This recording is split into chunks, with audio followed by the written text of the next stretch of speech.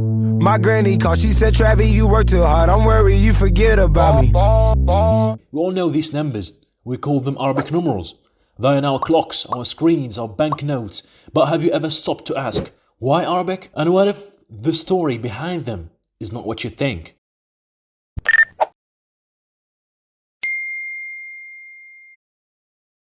Numbers feel so natural to us now that it's easy to forget that they started out as a way to answer one simple question: how many?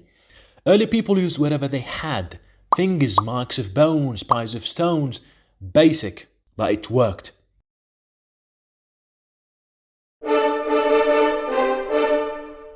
Early civilizations developed complex mathematical theories using their own systems. The Babylonians, who emerged from the 19th century BC in the Euphrates Valley, developed a sexagesimal system based around the number 60, the legacy of which survives today in the division of the clock into 60 minutes and seconds.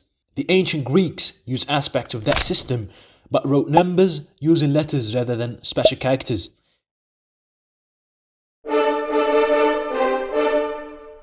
And then came the Romans with their system. What's your life like under Roman rule? If I breathe wrong, I get whipped. Numbers that looked glorious on monuments, but were painfully awkward for calculations. When Europeans needed to solve a math problem, they usually used Roman numerals. Imagine trying to add 59 to 7. It's no surprise that math struggled to advance much with such a system. You think you can tell me what to do? 5, 4, stop counting. 3.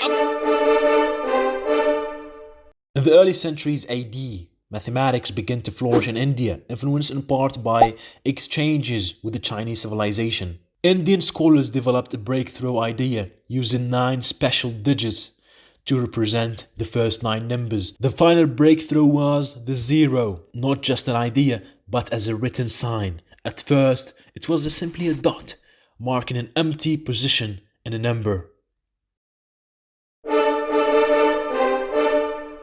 Before Islam, Arabs did not yet have the elegant numeral system we use today. In the earliest times, they used simple marks to represent quantities. For example, we have a stroke for 1, 2 strokes for 2, up to 4. For numbers like 5, they would use the first letter of the Arabic word for that number, khamsa, which means 5. It was represented by the letter kha.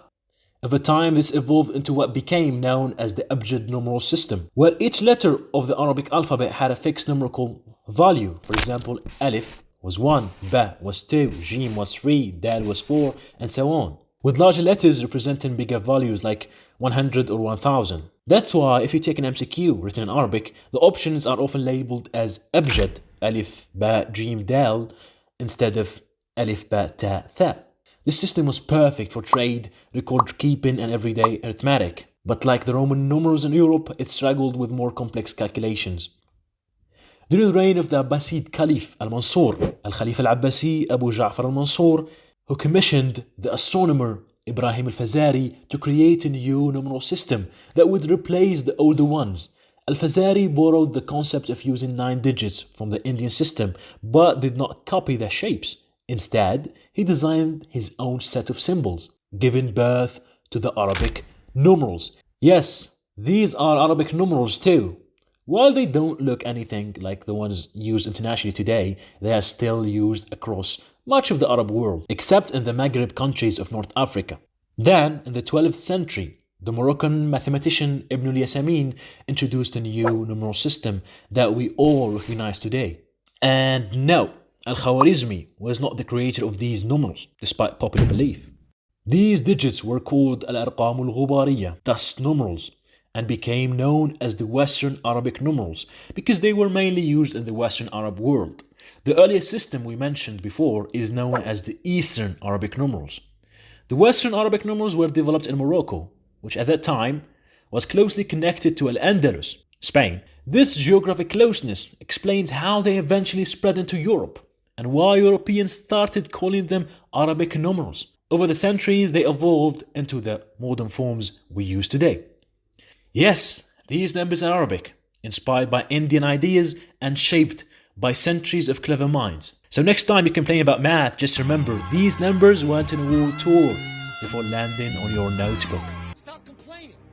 Thank you for watching this video. Don't forget to subscribe to the channel and, like the video if you enjoyed it, of course.